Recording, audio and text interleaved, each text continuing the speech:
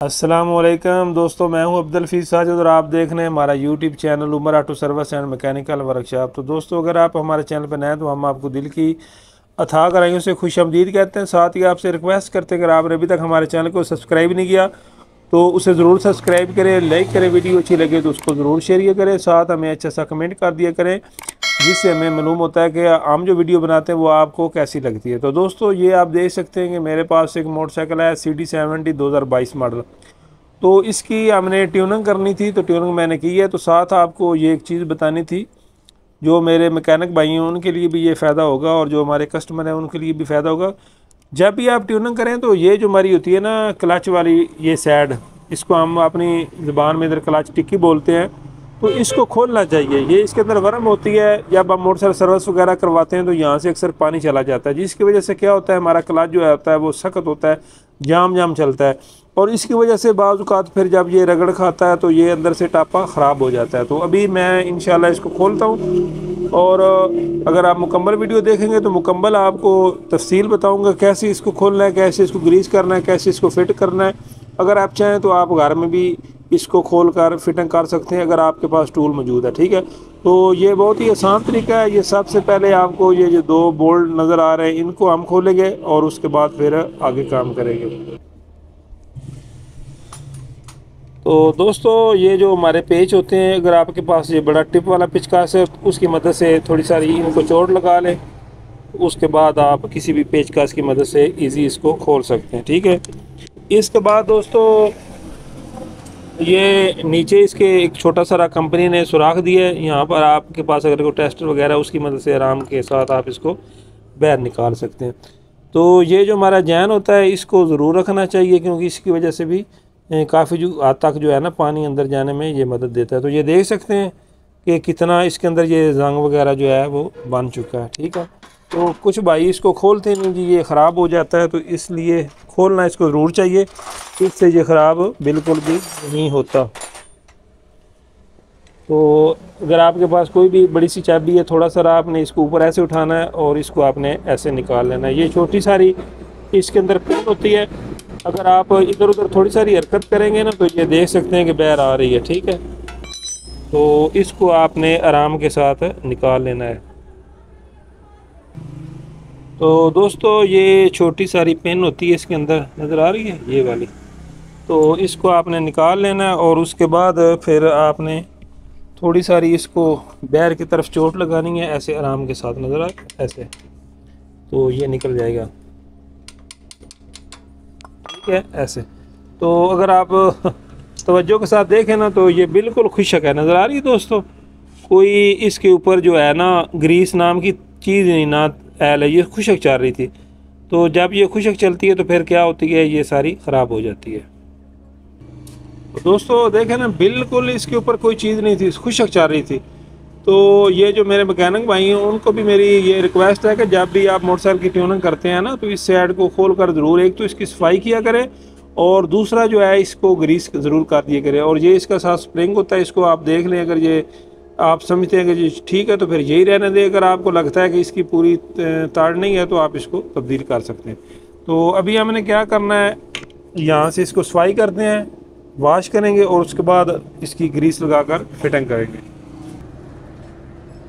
तो इसको दोस्तों आप पेट्रोल की मदद से अच्छी तरह से वॉश करें, नज़र आ रहा है, यहाँ से ऐसे इसको सही तरह से सफाई जो है ना वो करें, ठीक है, और उसके बाद इसकी जो है वो फिटिंग करें। तो दोस्तों देख सकते हैं पेट्रोल के साथ हमने इसकी अच्छी सफाई कर ली है। ये अगर आप खोलना चाहें तो खोल सकते हैं, वरना ग्रीस के लिए इसको खोलना ज़रूरी नहीं है, ठीक है। तो वर्म को भी हमने साफ़ कर दिया। तो अभी हम इसकी फ़िटिंग करते हैं और आपको फ़िटिंग का तरीका भी बताते हैं कि अगर आप खोल लें तो ऐसा ना हो कि फिर आप कहें कि हमसे फिट ही नहीं हो रही घर में, तो इसलिए आपको फ़िटिंग का भी तरीका बताते हैं। दोस्तों सबसे पहले आपने ये जो हमारी वर्म है इसके ऊपर ये स्प्रिंग लगाना है, ठीक है। तो स्प्रिंग ये जो साइड है इसको अंदर रखना है और इस साइड को आपने ऐसे रखना है, ठीक है, समझ आ गया, बिल्कुल ऐसे, ठीक है। और उसके बाद आप इसको ग्रीस इसके ऊपर लगा दें ऐसे, ठीक है। तो ग्रीस बहुत ज़्यादा भी नहीं लगानी चाहिए ताकि बाद में फिर ज़्यादा जो होती है वो बाहर निकलती रहे, तो फिर वो कचरा बनाती है, ठीक है। तो ग्रीस हमेशा अच्छी इस्तेमाल किया करें जो सबसे बेस्ट होती है, ठीक है। तो उसके बाद आपने इसको ऐसे यहाँ पर लगाना है, ठीक है। तो दोस्तों इसको आपने बड़े आराम के साथ ऐसे अंदर लेकर आना है, ठीक है। तो ये जो हमारा स्प्रिंग है, ये इसके अंदर एक छोटा सा सुराख होता है, ठीक है, उसके साथ आपने इसको लगा देना है, ठीक है। तो हल्की हल्की आप इसको चोट लगाएं, ठीक है। तो ये जो हमारी पिन जो मैंने आपको बताई थी, इसको आपने यहाँ पर लगा देना है ऐसे, ठीक है, ये ऐसे। तो थोड़ा थोड़ा आप इसको अंदर ऐसे धकेलेंगे तो ये देख सकते हैं कि हमारी पिन जो है वो अपनी जगह पर बैठ गई है। और उसके बाद छोटे पेचकस की मदद से आप ये जो स्प्रिंग है ऐसे ऊपर लगा देंगे, ठीक है। और उसके बाद ये जो तार आपने जैसे निकाली थी वैसे आपने लगा देनी। तो अब दोस्तों यकीन माने ये हमारा क्लच मलाई की तरह हो गया। तो दोस्तों अब ये क्लच बहुत ही नरम मुलायम हो गया सिर्फ इस ग्रीस की वजह से। तो इसलिए मेरा ये मशवरा है कि जब भी आप मोटरसाइकिल की ट्यूनिंग करें तो ये साइड ज़रूर खोला करें, ठीक है, ताकि इसके अंदर अच्छी सफाई हो जाए।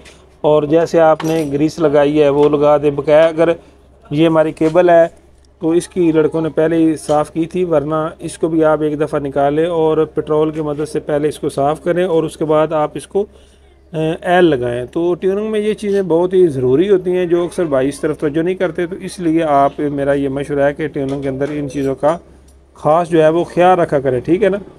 तो ये चीज़ बहुत ही कमाल हो जाती है। तो ये सफाई दोस्तों बहुत ही ज़रूरी होती है। इसके बाद अगर ये आप देखें हमारा कवर, तो ये ना खोलने की वजह से इसके अंदर ये देख सकते हैं कितना कचरा बना हुआ है, ठीक है।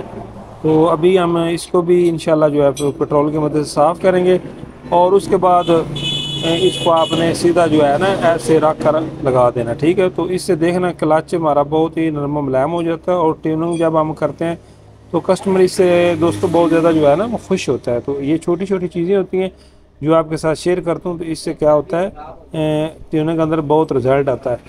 तो इसके अलावा दोस्तों एक और चीज़ आपको बतानी थी, ये मैंने भी एक चीज़ लगाई है, इसका यहाँ पर पैप होता है तो वो अक्सर ख़राब हो जाता है, ठीक है। तो उसकी जगह ये डाउन मॉडल में रबड़ आती थी तो ये हमारे पास होती है, तो ये लगा दिया करें। यहाँ से अक्सर जो होता है ना कार्बोरेटर के अंदर पानी चला जाता है जिस वजह से मोटरसाइकिल जो है वो मिसिंग शुरू कर देता है या ठीक तरह से चलता नहीं।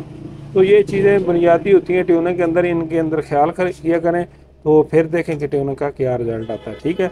तो ये छोटी सी वीडियो थी आज की हमारी इसी क्लच के मुतल्लक। तो आप इसको एक दफ़ा खोलें और खोल के ग्रीस किया करें तो इंशाल्लाह इससे ट्यूनिंग में भी मज़ा आएगा और अगर क्लच आपका जाम है तो वो भी इंशाल्लाह मलाई की तरह हो जाएगा। तो उम्मीद करता हूँ कि ये वीडियो आपको पसंद आई होगी। तो इसी के साथ हमारी वीडियो का इख्तिताम होता है। इंशाल्लाह मिलेंगे किसी नई वीडियो में, तब तक के लिए अल्लाह हाफ़िज़।